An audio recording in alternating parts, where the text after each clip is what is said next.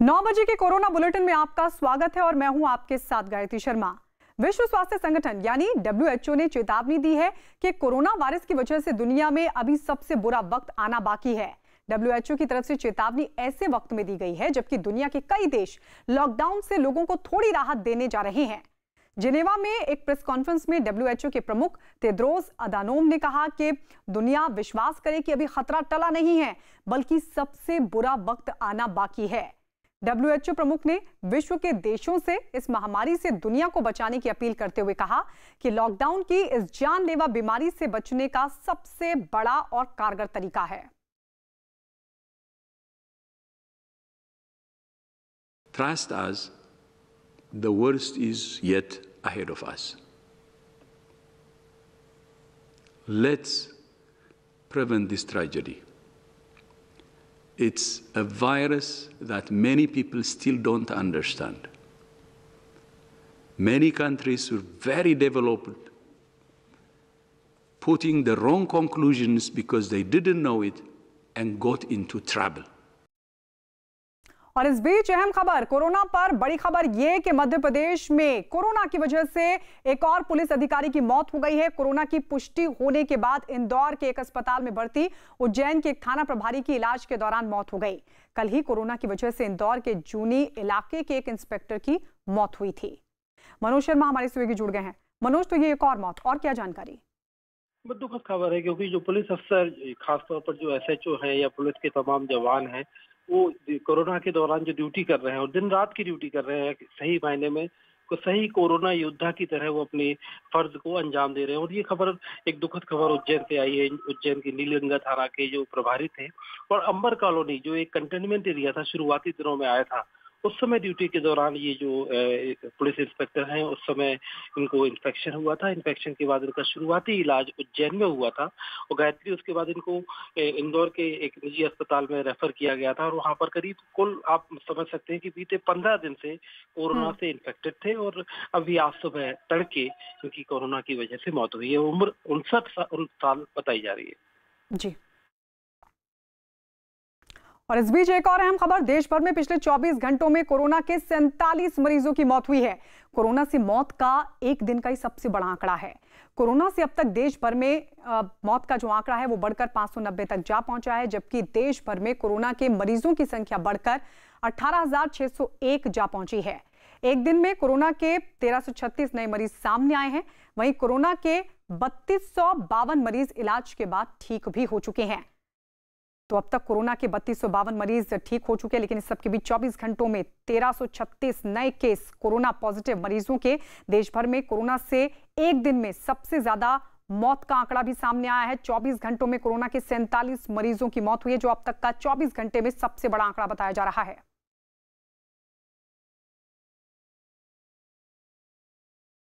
पंजाब के फिरोजपुर में दुकानों को बंद कराने पहुंची पुलिस को विरोध का सामना करना पड़ा। आरोप है कि लॉकडाउन के बावजूद इलाके में कुछ दुकानें खोली गई थीं, जिसकी शिकायत पर पुलिस वहां कार्रवाई के लिए पहुंची। लेकिन इससे पहले कि पुलिस अपनी बात रख पाती, वहां हंगामा शुरू हो गया। मारपीट की नौबत आ गई। एक आदमी ने तो डंडे से हमले की भी कोशिश की।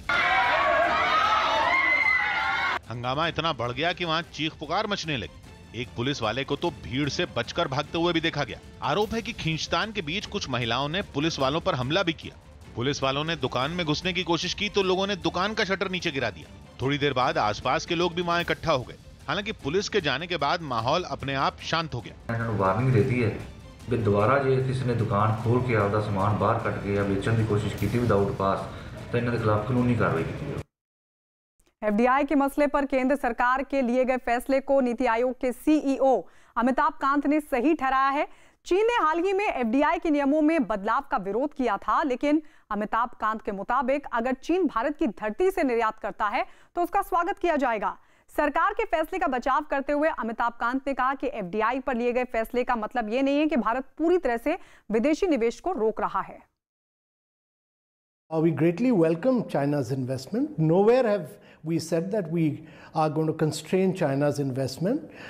They have been a big player in India's startup story. They have greatly invested into India. We welcome them. It's just that we are saying that because of very distressed valuation at this particular point of time, some investments from neighboring countries need to go through a government approval route. America में corona virus की वजह से बाहर निकलने पर लगी रोक के खिलाफ वहां प्रदर्शन शुरू हो गए। कोरोना की वजह से पूरी दुनिया में सबसे खराब हालत अमेरिका की ही।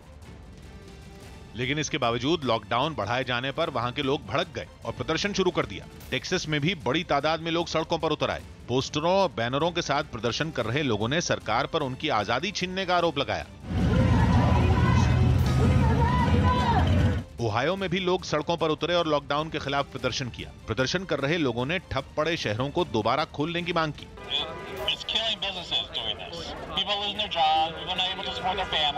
न्यूयॉर्क सिटी में तो लोगों की भीड़ राष्ट्रपति डोनाल्ड ट्रंप के होटल के सामने इकट्ठा हो गई और नारेबाजी करने लगी। ट्रंप के इमरजेंसी लगाने के फैसले से नाराज लोगों ने वहां नकली शवों को रखकर प्रदर्शन किया। प्रदर्शन कर रहे लोगों ने कोरोना से होने वाली मौतों के लिए राष्ट्रपति ट्रंप को जिम्मेदार ठहराया।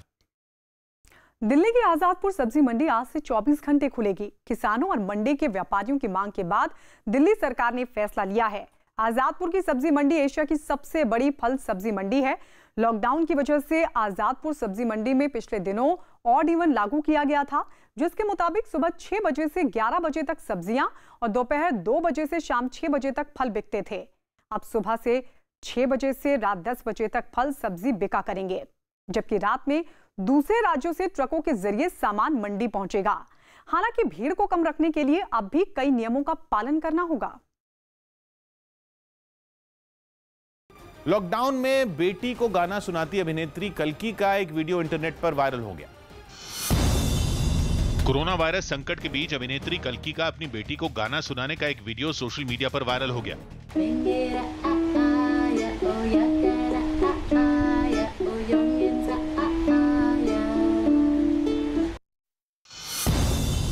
लॉकडाउन के बावजूद जम्मू एंड कश्मीर बैंक की बडगाम समेत कई शाखाओं के बाहर फिर लोगों की भीड़ नजर आई। यूपी के सीएम योगी आदित्यनाथ प्रदेश में कोरोना वायरस संकट की वजह से अपने पिता के अंतिम संस्कार के लिए उत्तराखंड के पौड़ी गढ़वाल नहीं जाएंगे। साथ ही उन्होंने अपने पिता के अंतिम संस्कार में कम लोगों के शामिल होने की अपील की और जो लोग अंतिम संस्कार में शामिल होंगे उनसे भी जरूरी दूरी का ध्यान रखने को कहा गया। प्रधानमंत्री नरेंद्र मोदी ने मालदीव के राष्ट्रपति से बात की और कोरोना वायरस के खिलाफ लड़ाई में पूरी मदद का भरोसा दिया। राजस्थान के बारां में मामूली विवाद में 2 परिवारों के बीच हुई मारपीट में 3 लोग घायल हो गए। कोरोना वायरस की वजह से पूरी दुनिया में डीजल पेट्रोल की मांग में भारी कमी आई है, जिसकी वजह से इंटरनेशनल मार्केट में कच्चे तेल के दाम सबसे निचले स्तर पर पहुंच गए हैं। अमेरिका में कच्चे तेल के दामों में रिकॉर्ड गिरावट दर्ज की गई है। यूएस बेंचमार्क में मई के लिए सप्लाई की जाने वाली तेल की कीमतें एक समय गिरकर $1.50 प्रति बैरल हो गई और बाजार बंद होते होते 1 बैरल तेल की कीमत -$3.70 तक जा पहुंची। अमेरिका में कच्चे तेल के भाव 1 कप कॉफी से भी सस्ते हो गए हैं। इसके बाद अमेरिका के राष्ट्रपति ट्रंप ने 75 मिलियन बैरल तेल खरीदने का ऐलान कर दिया है। कई दशकों में पहली बार है जब अमेरिका में तेल के दाम इस स्तर पर पहुंचे हैं। The record low price of oil that you've been seeing, it's at a level that's very interesting to a lot of people. We're filling up our national petroleum reserves, the strategic reserves, and we're looking to put as much as 75 million barrels into the reserves themselves. That would top it out. Delhi के जनकपुरी इलाके में lockdown के दौरान एक तेज रफ्तार car ने एक scooter पर सवार 2 लोगों को सामने से टक्कर मार दी। इस हादसे में स्कूटर सवार एक आदमी की मौत हो गई, जिसका एक सीसीटीवी वीडियो भी सामने आया, जिसमें रॉन्ग साइड से आ रही एक सफेद रंग की कार ने सामने से आ रहे एक स्कूटर को जोरदार टक्कर मार दी। स्कूटर पर 2 लोग सवार थे। टक्कर इतनी जबरदस्त थी कि स्कूटर के परखचे उड़ गए, जबकि कार बेकाबू होकर सड़क के किनारे खड़ी एक लाल रंग की दूसरी कार से टकरा गई और थोड़ी दूर आगे जाने के बाद रुक गई। स्कूटर के साथ हुई टक्कर की वजह से कार का अगला हिस्सा बुरी तरह से टूट गया। इस हादसे से पहले सड़क से कई गाड़ियां गुजरती दिखाई दी। जिस स्कूटर की कार से टक्कर हुई उसके पीछे एक बाइक सवार तेजी से गुजरता दिखा। कोरोना के फैले संक्रमण को देखते हुए महाराष्ट्र सरकार ने 75,000 लोगों का रैपिड टेस्ट कराने का फैसला किया है। महाराष्ट्र के स्वास्थ्य मंत्री के मुताबिक राज्य में अब तक 76,000 लोगों के कोरोना टेस्ट कराए जा चुके हैं। महाराष्ट्र के स्वास्थ्य मंत्री ने लोगों से अपील की है कि अगर उन्हें जरा भी कोरोना के लक्षण महसूस हो तो तुरंत जांच कराएं। यूपी के सरकारी दफ्तरों में जरूरी काम फिर से शुरू हो गए। सरकार ने जो गाइडलाइन जारी की थी, लखनऊ के सचिवालय में भी उन्हीं के हिसाब से सिर्फ 1/3 कर्मचारियों को ही ऑफिस बुलाया गया और उनकी भी गेट पर ही जांच की गई कि कहीं किसी को बुखार तो नहीं है। चाहे ड्राइवर हो, सुरक्षा कर्मी हो या फिर बड़े साहब ही क्यों ना हो, सबकी जांच की गई। वहीं सचिवालय के अंदर भी सोशल डिस्टेंसिंग का पूरा ध्यान रखा गया। सोशल डिस्टेंसिंग को मेंटेन करते हुए यहाँ पर काम किया जा रहा है। तो जो लोग यहाँ पर बैठे हैं वो आप देख सकते हैं कि 1-1 मीटर की दूरी पर बैठे। साथ ही सभी लोग मास्क या गमछे से चेहरा भी ढके नजर आए। हम लोग काम कर रहे हैं, सैनिटाइजर लगा रहे हैं बार बार। दिल्ली पुलिस ने वसंत कुंज इलाके में जांच के दौरान एक गाड़ी से शराब की 12 बोतलें बरामद की हैं। इस मामले में 2 लोगों की गिरफ्तारी भी हुई है। अभी तक की मिली जानकारी के मुताबिक पकड़े गए दोनों लोगों में एक यूथ कांग्रेस का राष्ट्रीय पदाधिकारी है, जबकि दूसरा उसका स्टाफ है। हालांकि पुलिस ने बाद में दोनों को जमानत पर छोड़ दिया। अहमदाबाद में कोरोना के कुछ मरीजों ने एक सरकारी अस्पताल पर इलाज में लापरवाही का आरोप लगाया। इन लोगों ने बताया कि वहां कोरोना मरीजों के लिए 1200 बेड होने के बावजूद उनके इलाज में देरी की गई और उन्हें अस्पताल में भर्ती करने के बजाय कई घंटों तक बाहर खड़ा कर दिया गया।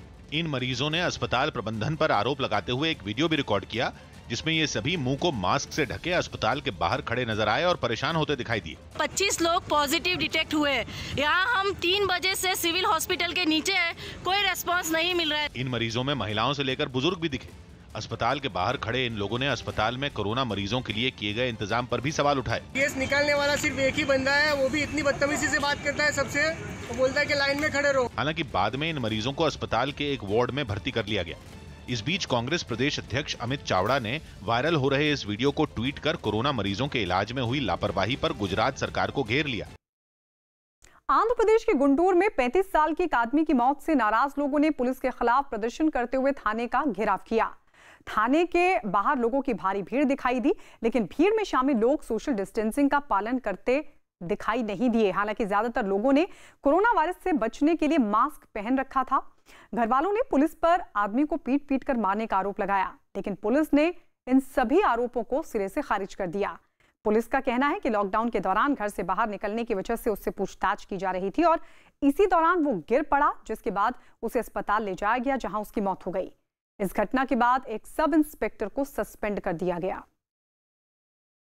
मिस्र में गीजा के ऐतिहासिक पिरामिडों में लेजर लाइट शो के जरिए कोरोना वायरस से लड़ने का संदेश दिया गया। वर्ल्ड हेरिटेज डे के मौके पर वहां एक कार्यक्रम का आयोजन किया गया था, जिसमें गीजा के ऐतिहासिक पिरामिडों पर लेजर लाइट के जरिए कई तरह के संदेश दिए गए। नीली रोशनी से नहाए पिरामिडों में लेजर लाइट के जरिए घरों में ही रहने की अपील की गई। पिरामिडों के ठीक सामने एक बड़ी स्क्रीन भी लगाई गई, जिसमें अरब देशों के कई गायकों और कलाकारों ने वीडियो कॉन्फ्रेंसिंग के जरिए अपने कार्यक्रम पेश किए। उन्होंने भी लोगों से घरों में रहने और महामारी का एकजुट होकर सामना करने की अपील की। Shared cultures, shared heritage and shared responsibility. मिस्र में 3000 से ज्यादा लोग कोरोना पॉजिटिव पाए गए हैं। हालात और न बिगड़े, इसके लिए वहां पिरामिड समेत कई दूसरी जगहें पूरी तरह बंद कर दी गई हैं। कांग्रेस पार्टी का नया दफ्तर बनकर तैयार है, लेकिन दफ्तर का उद्घाटन नहीं हो पा रहा है। पहले दिल्ली में प्रदूषण के कारण निर्माण के काम पर लगी रोक की वजह से देरी हुई और अब कोरोना वायरस की वजह से लगी पाबंदियों के कारण नए दफ्तर का उद्घाटन नहीं हो पा रहा है। अहम बात यह भी है कि पार्टी ने दफ्तर का एक नया गेट बनाया है। यह गेट इसलिए बनाया गया है ताकि कांग्रेस पार्टी के नए दफ्तर का पता यानी एड्रेस बदला जा सके। जिस सड़क पर पार्टी का दफ्तर है वो दीनदयाल उपाध्याय मार्ग है और पार्टी ये नहीं चाहती कि उसके दफ्तर के पते में दीनदयाल उपाध्याय का नाम लिखना पड़े। इसलिए पार्टी के नए दफ्तर का नया गेट पीछे वाली रोड पर बनाया गया है। लॉकडाउन में सचिन तेंदुलकर ने खुद अपने बाल काटे, जिसकी तस्वीर सोशल मीडिया पर डाल दी। सचिन तेंदुलकर ने लॉकडाउन में खुद अपने बाल काटने की तस्वीर सोशल मीडिया पर शेयर की, जो वायरल हो गई। पटना के दानापुर में पुलिस ने गरीबों और फंसे हुए लोगों के लिए खाने का इंतजाम किया। लोगों को खाना खिलाने के दौरान एक दूसरे से जरूरी दूरी बनाए रखने का भी ध्यान रखा गया। हरियाणा के रोहतक की एक अनाज मंडी में आग लग गई। इस आग की वजह से एक दुकान में लाखों का नुकसान हो गया। जम्मू कश्मीर के राजौरी में सेना ने पाकिस्तान की तरफ से दागे गए एक बम को नाकाम कर दिया।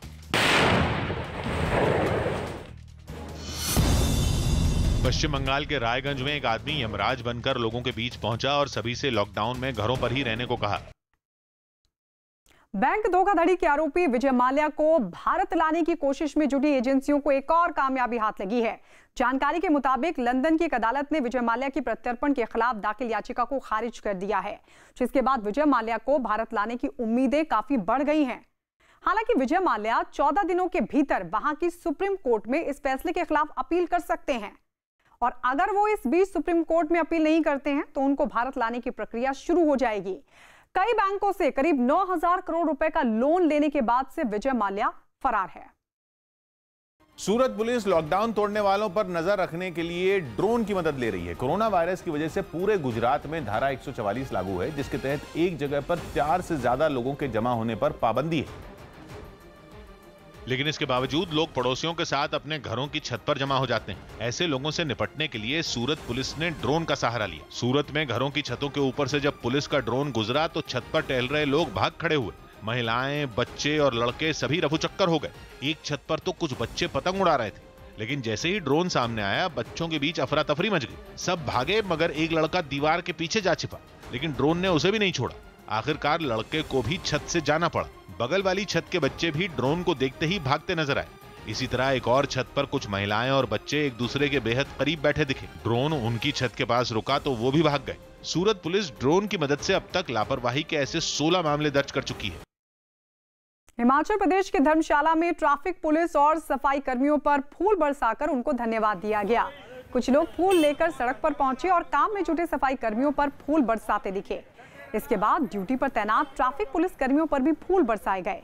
लॉकडाउन में काम कर रही पुलिस और सफाई कर्मियों का हौसला बढ़ाने के लिए ये तरीका अपनाया गया।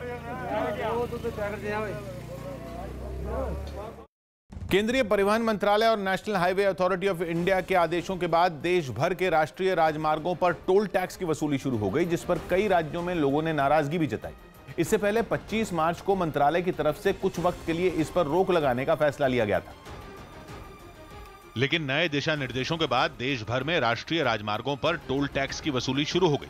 आज से देश भर में जितने भी राष्ट्रीय राजमार्ग के टोल टैक्स हैं वो शुरू हो गए हैं। यहाँ पर आप देख सकते हैं टोल कर्मी यहाँ पर मौजूद हैं, गाड़ियां यहाँ पर लगी हुई हैं जो टोल दे रही हैं, टोल कर्मी टोल वसूल रहे हैं। हरियाणा के मानेसर में दिल्ली जयपुर नेशनल हाईवे पर मौजूद टोल बूथ पर गाड़ियों और ट्रकों की लंबी कतार दिखी।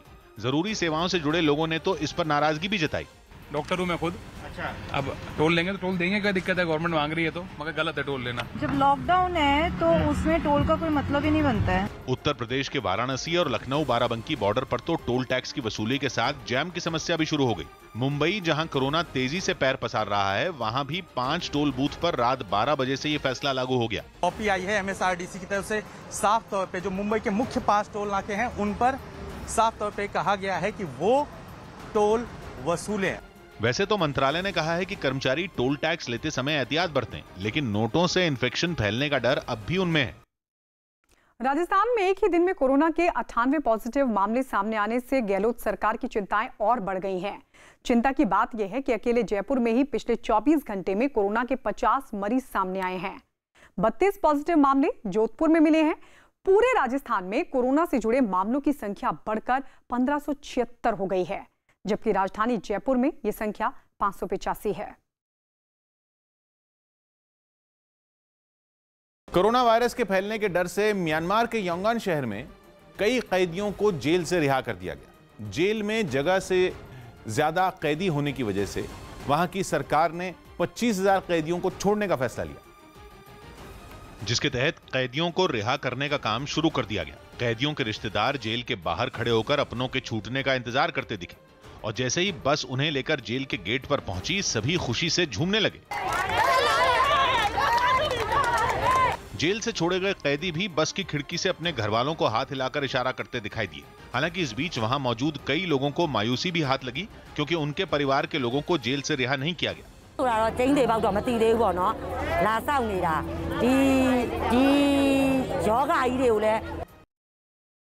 जो लोग कोरोना वायरस को हरा चुके हैं, उनके खून में मौजूद प्लाज्मा इस बीमारी के गंभीर रोगियों की जान बचा सकता है। इसलिए बीएमसी ने कोरोना से ठीक हो चुके लोगों से रक्तदान करने की अपील की। जो लोग कोरोना की चपेट में आकर ठीक हो चुके हैं, उनके खून में एंटीबॉडीज यानी कि कोरोना वायरस को खत्म करने की ताकत है, और उनका खून कोरोना के गंभीर मरीजों को भी वायरस से लड़ने में मदद कर सकता है। जिसके लिए मुंबई के कस्तूरबा अस्पताल में प्लाज्मा थेरेपी की शुरुआत की गई है। यानी वहां कोरोना से ठीक हो चुके लोगों के खून से प्लाज्मा निकालकर उसे गंभीर रोगियों को चढ़ाया जा रहा है। डॉक्टरों के मुताबिक कोरोना पॉजिटिव पाए गए जिन लोगों को 14 दिन के क्वारंटीन के बाद नेगेटिव घोषित किया जा चुका है, वो लोग प्लाज्मा थेरेपी के लिए अपना खून दे सकते हैं। बीएमसी के ट्वीट के बाद अभिनेता अजय देवगन, ऋतिक रोशन और वरुण धवन ने भी कोरोना को हरा चुके लोगों से ब्लड डोनेट करने की अपील की। कई फिल्मी सितारों ने कोरोना से जंग जीत चुके लोगों से रक्तदान करने की अपील की। ऋतिक रोशन और अजय देवगन ने कोरोना वायरस को मात दे चुके लोगों से रक्तदान करने की अपील की। ऐसे लोगों के खून का इस्तेमाल प्लाज्मा थेरेपी के जरिए दूसरे कोरोना मरीजों को ठीक करने में किया जाता है। दिल्ली में संसद भवन की सुरक्षा में तैनात सीआरपीएफ के जवानों ने रक्तदान किया। एम्स अस्पताल ने कोरोना वायरस से लड़ाई के लिए खून देने की अपील की थी। यूपी के सीएम योगी आदित्यनाथ के पिता आनंद सिंह बिष्ट का 89 साल की उम्र में दिल्ली के एम्स में निधन हो गया। वो लंबे वक्त से बीमार चल रहे थे। योगी आदित्यनाथ को जिस वक्त अपने पिता के निधन की खबर मिली, उस वक्त वो लखनऊ में कोरोना वायरस के खतरे पर अधिकारियों के साथ एक बैठक कर रहे थे। ये खबर मिलने के बाद वो थोड़ा भावुक जरूर हुए, लेकिन उन्होंने बैठक जारी रखी। दिल्ली के पास नोएडा में अस्पताल में भर्ती एक गर्भवती महिला की मदद के लिए कई पुलिस वालों ने रक्तदान किया। महिला को डिलीवरी के वक्त खून की जरूरत थी, लेकिन लॉकडाउन की वजह से पहले इसमें मुश्किल आ रही थी। मध्य प्रदेश के बड़वानी में लॉकडाउन में कई सब्जी मंडियां बंद होने से प्याज के किसानों ने नुकसान होने का दावा किया। किसानों ने बताया कि खेतों में तैयार प्याज की फसल वक्त पर नहीं काटे जाने से वो खराब हो रही है। अपने खेतों में ही प्याज खुले धूप छांव में पड़ी हुई है और पानी का मौसम भी चल रहा है। ऐसे देखते हुए किसानों की प्याज अपने खेतों में ही खराब होने लगी है। राष्ट्रपति भवन में काम करने वाले एक सफाई कर्मी के परिवार में एक सदस्य कोरोना पॉजिटिव मिला है। हालांकि परिवार के बाकी सभी सदस्यों की रिपोर्ट फिलहाल नेगेटिव आई है। परिवार के सभी सदस्यों को आइसोलेशन में भेज दिया गया है। इसके अलावा राष्ट्रपति भवन परिसर में रहने वाले 125 परिवारों को भी क्वारंटीन किया गया है। इसके अलावा वहीं सफाई कर्मी जिस दफ्तर में काम करता था, उसके अधिकारी को भी आइसोलेशन में भेजा गया है। तो राष्ट्रपति भवन में काम करने वाले एक सफाई कर्मी में कोरोना वायरस की पुष्टि हुई है। हालांकि राहत की बात है कि उस सदस्य के जो सभी परिवार के सदस्य हैं उनकी भी जांच की गई, लेकिन उनकी रिपोर्ट नेगेटिव आई है। इस सब के बीच सफाई कर्मी के परिवार को एहतियातन आइसोलेशन में भेजा गया है। लॉकडाउन के दौरान महाराष्ट्र के मालेगांव में एक जनाजे में बड़ी तादाद में जुटे लोगों को पुलिस ने समझाने की कोशिश की। मुस्लिम समुदाय के ये लोग एक व्यक्ति की शव यात्रा में शामिल होने के लिए सड़कों पर निकले, जिन्हें वहां तैनात कुछ पुलिस वालों ने दूर से ही बीच रास्ते में रोकने की कोशिश की। फिर भी ये लोग आगे बढ़ते दिखे। ऐसे में पुलिस वाले भी उनकी तरफ अपने कदम बढ़ाते नजर आए। पुलिस वालों ने ज्यादा लोगों के जमा होने पर ऐतराज जताया।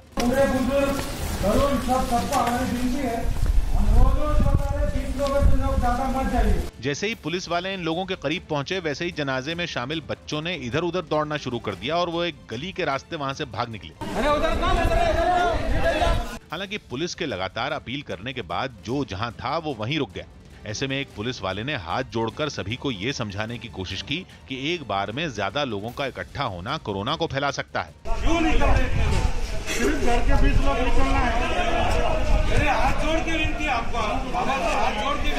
पुलिस वालों के काफी समझाने के बाद कुछ लोग शव लेकर आगे बढ़ गए तो कुछ वहीं से लौट गए। कोरोना के हालात जानने के लिए केंद्र की 2 टीमें बंगाल भेजने पर सियासी पारा चढ़ गया। इस मुद्दे पर केंद्र और ममता सरकार आमने सामने आ गए। केंद्र सरकार ने पश्चिम बंगाल समेत कुछ राज्यों में टीम भेजने का फैसला किया था, जिसके बाद केंद्रीय टीम कोलकाता पहुंची और वहां के मुख्य सचिव से मिली। लेकिन ममता बनर्जी केंद्र सरकार के इस कदम पर भड़क गई और उन्होंने इस मुद्दे पर एक के बाद एक 2 ट्वीट किए, जिनमें उन्होंने प्रधानमंत्री और गृह मंत्री से इस फैसले की वजह पूछी। इतना ही नहीं, ममता ने केंद्रीय टीमों के बंगाल के कोरोना प्रभावित जिलों का दौरा करने पर ऐतराज भी जताया और इसकी अनुमति देने से इनकार कर दिया, जिसके बाद गृह मंत्रालय की तरफ से बयान जारी किया गया और यह साफ कर दिया गया कि केंद्र सरकार ने यह कदम नियमों के दायरे में रहकर उठाया है। सियासी तनातनी के बीच राज्य के मुख्य सचिव ने अपनी प्रेस कॉन्फ्रेंस में दावा किया कि बंगाल की सरकार कोरोना के खिलाफ जंग में कोई कमी नहीं छोड़ रही है और उन सभी इलाकों पर खास ध्यान दे रही है जहां कोरोना के मामले ज्यादा हैं। কলকাতা আর হাওড়াতে যে এলাকাগুলিতে বেশি কেস রিপোর্টেড হয়েছে সেখানে এই র্যাপিড টেস্টিং শুরু হয়েছে। আগামীকাল থেকে এই এলাকাগুলি ছাড়াও লো ইনসিডেন্স ডিস্ট্রিক্ট, কতগুলো নর্থ বেঙ্গলের ডিস্ট্রিক্ট, কতগুলো সাউথ বেঙ্গলের ডিস্ট্রিক্ট, যেটা নিয়ে স্বাস্থ্য বিভাগ পরিকল্পনা গ্রহণ করছেন।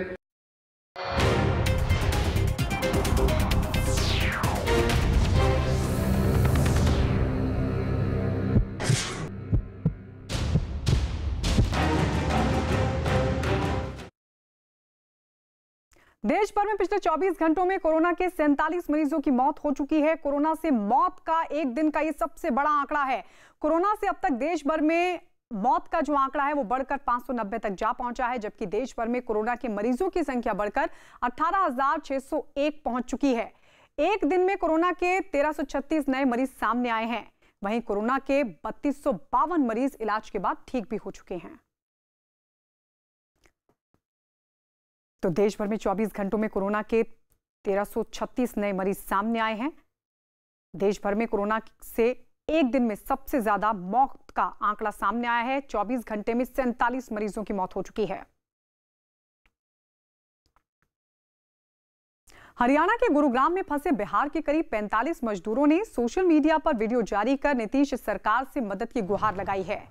सभी मजदूर बिहार के बगहा के रहने वाले हैं, जिनका आरोप है कि जहां वो रहते हैं वहां का मकान मालिक किराए के लिए उन पर दबाव बना रहा है। साथ ही उनके पास खाने पीने का सामान खरीदने के लिए भी अब पैसे नहीं बचे हैं। मजदूरों के मुताबिक ऐसे मुश्किल हालात में वो जल्द ही भूखमरी की कगार पर होंगे। हम लोग बहुत बुरा तरीका से फंसे हुए हैं। हम लोग को ना यहाँ चावल मिल रहा है, ना राशन मिल रहा है, ना पानी मिल रहा है, ना नीचे उतरने दिया जा रहा है। हम लोग को जय भैया से आग्रह निवेदन है कि हम लोग को घर बुलाए, नहीं तो यहाँ हम लोग बीमारी से बाद में पहले भूखमरी से हम लोग मर जाएंगे। तो माननीय नीतीश कुमार जी से आग्रह है कि वो बुलाए। बगहा का विधायक, बगहा का सांसद लोग से आग्रह है कि हम लोग को घर बुलाया जाए। बिहार के समस्तीपुर में कालाबाजारी करने के आरोप में सरकारी राशन बांटने वाली दुकान के सामने जमकर हंगामा हुआ। मौके पर पहुंचे खाद्य आपूर्ति विभाग के एक अधिकारी को भी गांव वालों ने 4 घंटे तक बंधक बनाए रखा। गांव वालों का दावा है कि दुकानदार 60 बोरे चावल कालाबाजारी के लिए भेज रहा था, जिसे उन्होंने पकड़ लिया। मौके पर पहुंची पुलिस ने हालात को संभालकर अधिकारी को मुक्त कराया और साथ ही 7 बोरे चावल गाड़ी समेत जब्त कर लिए।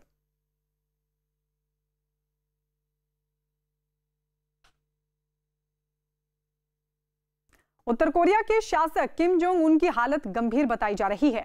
अमेरिकी खुफिया सूत्रों के हवाले से सामने आई खबरों के मुताबिक हार्ट सर्जरी के बाद किम की हालत बिगड़ने की खबर है। किम जोंग उन की खराब हालत का अंदाजा इसलिए भी लगाया जा रहा है क्योंकि बीती 15 अप्रैल को वो अपने दादा के जन्म दिवस के मौके पर आयोजित समारोह में नजर नहीं आए, जबकि इस समारोह से 4 दिन पहले उत्तर कोरियाई सरकार की एक बैठक में उन्हें देखा गया था। दक्षिण कोरिया से निकलने वाले एक अखबार के हवाले से दावा किया जा रहा है कि किम जोंग उन ह्यानसांग के अपने बंगले में इसी महीने की 12 अप्रैल से दिल के डॉक्टर्स की देखरेख में हैं। उनकी मौजूदा हालत के बारे में कोई भी पुख्ता जानकारी नहीं है, लेकिन अखबार की वेबसाइट के मुताबिक ज्यादा धूम्रपान और मोटापे के साथ साथ काम का ज्यादा बोझ भी किम जोंग उन की इस हालत की वजह हो सकती है।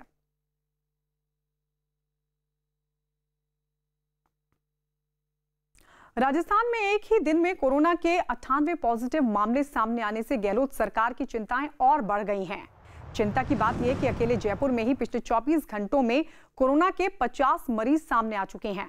32 पॉजिटिव मामले जोधपुर में मिले हैं। पूरे राजस्थान में कोरोना से जुड़े मामलों की संख्या बढ़कर 1576 तक जा पहुंची है, जबकि राजधानी जयपुर में यह संख्या 585 है। लॉकडाउन में दी गई कुछ छूट के बीच उत्तर प्रदेश सरकार ने गेहूं की खरीद शुरू कर दी है। फिलहाल राज्य के 56 जिलों के सरकारी केंद्रों पर इसके लिए सारे जरूरी इंतजाम किए गए हैं। और किसी भी केंद्र पर किसानों की भीड़ न लगे, इसके लिए अधिकारियों की नजर मापतौल से लेकर टोकन सिस्टम तक पर बनी हुई है। टोकन की व्यवस्था है, टोकन दिया गया है और बताया जाता है कि इस टाइम आपको आना है। सरकारी केंद्रों पर किसान सोशल डिस्टेंसिंग का पालन करें और वहां मौजूद मजदूर से लेकर अधिकारी तक मास्क पहने, इसका ध्यान रखा गया है। इस वक्त हम एक जो गेहूं का क्रय केंद्र है बक्सी का तालाब, वहां मौजूद है। आप देख सकते हैं कि यहाँ गाड़ियां खड़ी हैं और जो तौल है वो की जा रही है। फसल की कटाई जैसे जैसे तेज हो रही है, गेहूं की सरकारी खरीद भी तेजी पकड़ रही है। इसी वजह से खरीद केंद्रों में गेहूं का स्टॉक दिखने लगा है। पंजाब के लुधियाना में कुछ पुलिस वालों का लोगों ने फूल माला और तालियों के साथ स्वागत किया। कोरोना को रोकने के लिए जारी लॉकडाउन का पालन कराने के लिए पुलिस के जवान मुस्तैदी से अपनी ड्यूटी निभा रहे हैं। ऐसे में लुधियाना के हेबोवाल इलाके में तैनात जवानों का वहां पर रहने वाले लोगों ने जोरदार स्वागत किया। लोगों ने पुलिस वालों को माला पहनाई और फिर तालियां बजाकर उनका स्वागत किया। साथ ही लोगों ने पुलिस वालों का शुक्रिया भी अदा किया।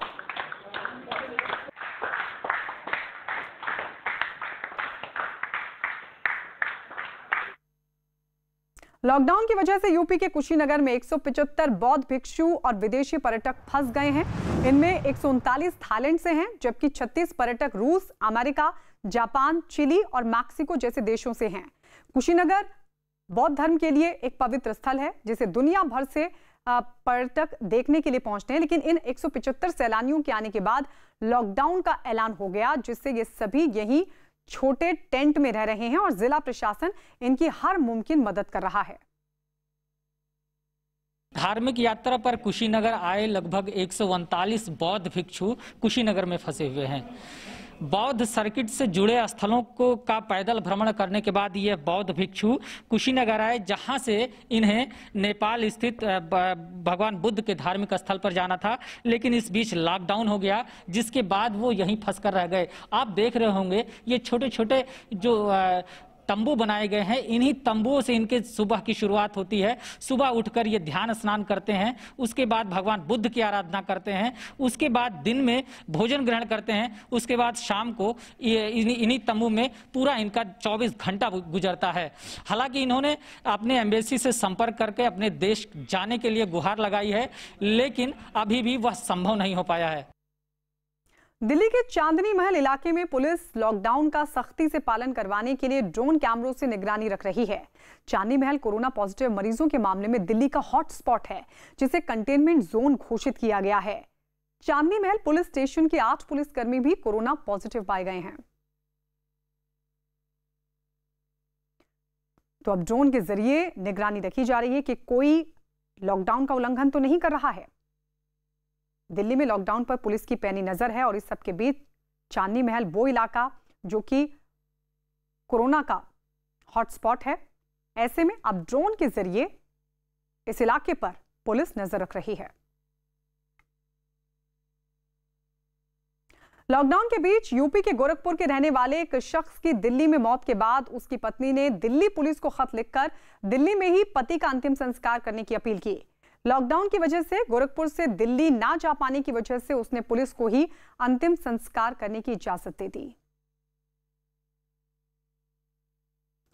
तो आपको बता दें, गोरखपुर के एक शख्स की दिल्ली में मौत हुई है और इस सब के बीच परिवार की तरफ से, पत्नी की तरफ से यह खत लिखा गया है, पुलिस को यह खत लिखा गया है और खत लिखकर दिल्ली में ही पति का अंतिम संस्कार करने की अपील की गई है।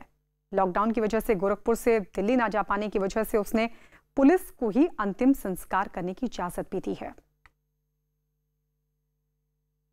केंद्रीय परिवहन मंत्रालय और national highway authority of India के आदेशों के बाद देश भर के राष्ट्रीय राजमार्गों पर टोल टैक्स की वसूली शुरू हो गई है, जिस पर कई राज्यों में लोगों ने नाराजगी भी जाहिर की। इससे पहले 25 मार्च को मंत्रालय की तरफ से कुछ वक्त के लिए इस पर रोक लगाने का फैसला लिया गया था। लेकिन नए दिशा निर्देशों के बाद देश भर में राष्ट्रीय राजमार्गों पर टोल टैक्स की वसूली शुरू हो गई। आज से देश भर में जितने भी राष्ट्रीय राजमार्ग के टोल टैक्स हैं वो शुरू हो गए हैं। यहाँ पर आप देख सकते हैं टोल कर्मी यहाँ पर मौजूद हैं, गाड़ियां यहाँ पर लगी हुई हैं जो टोल दे रही हैं, टोल कर्मी टोल वसूल रहे हैं। हरियाणा के मानेसर में दिल्ली जयपुर नेशनल हाईवे पर मौजूद टोल बूथ पर गाड़ियों और ट्रकों की लंबी कतार दिखी। जरूरी सेवाओं से जुड़े लोगों ने तो इस पर नाराजगी भी जताई।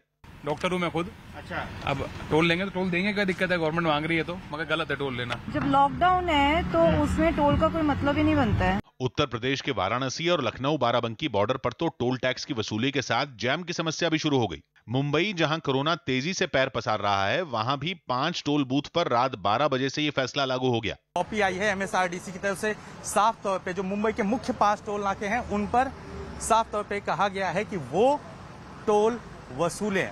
वैसे तो मंत्रालय ने कहा है कि कर्मचारी टोल टैक्स लेते समय एहतियात बरतें, लेकिन नोटों से इन्फेक्शन फैलने का डर अब भी उनमें है।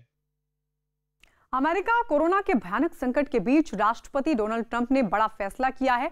उन्होंने एक ट्वीट के जरिए जानकारी दी है कि अमेरिका के नागरिकों को नौकरी बचाने के लिए वो फिलहाल अमेरिका में बाहर के लोगों के बसने पर रोक लगाने के आदेश पर हस्ताक्षर करेंगे।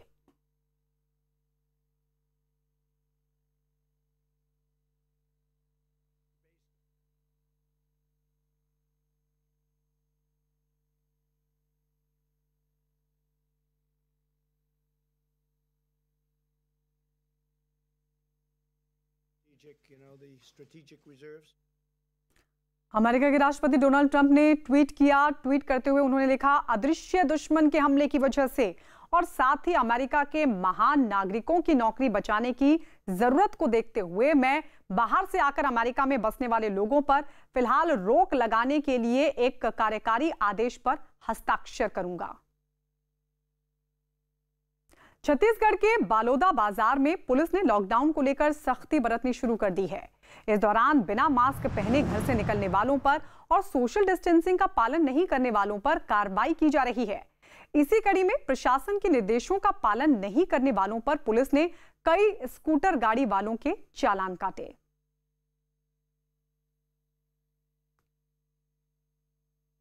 यूपी के बहराइच में कोरोना से लड़ने के लिए कमर कस ली गई है। इसके लिए ट्रेन के डिब्बों को आइसोलेशन वार्ड में तब्दील कर दिया गया है। हालांकि बहराइच में अब तक एक भी कोरोना मरीज नहीं है, लेकिन एहतियात के तौर पर ट्रेन के 19 कोच में 38 मरीजों को रखने की व्यवस्था की गई है। तो भले ही यहां पर कोरोना मरीज नहीं है फिलहाल, लेकिन आगे की तैयारियों को पुख्ता कर लिया गया है और ट्रेन के जो कोच हैं उन्हें आइसोलेशन वार्ड में तब्दील कर दिया गया है।